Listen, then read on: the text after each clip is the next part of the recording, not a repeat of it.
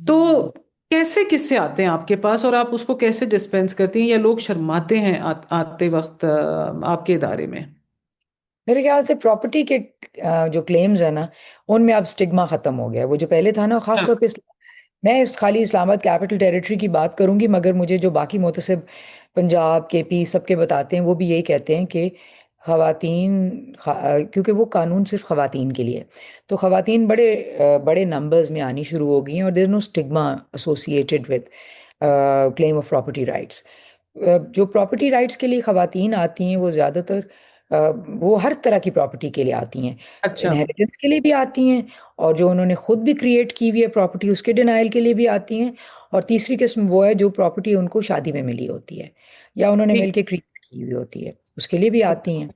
तो जो इनहेरिटेंस के लिए आती हैं, चाहे वो अपने वालिद की इनहेरिटेंस हो, चाहे हस्बैंड की इनहेरिटेंस हो, उसके लिए बहुत लार्ज नंबर्स में आती हैं। हम्म।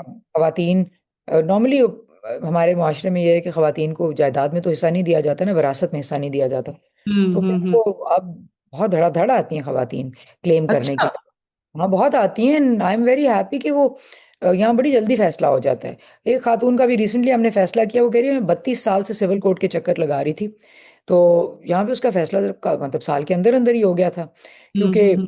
साइड मान गई।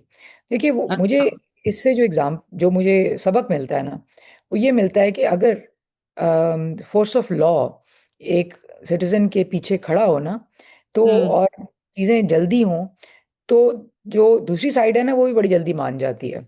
जब उनको अच्छा। ये अंदाजा होता है कि इस इदारे में रिश्वत नहीं चलेगी, इस इदारे में delays are not at all tolerated, तो वो हम्म। फिर मान जाते हैं, और वो हिस्से पे इट्स सरप्राइजिंग, क्योंकि स्टार्ट ऑफ इस तरह से करते हैं कि हम तो नहीं जी हिस्सा देंगे, ये कर ले जो कुछ इसने करना है।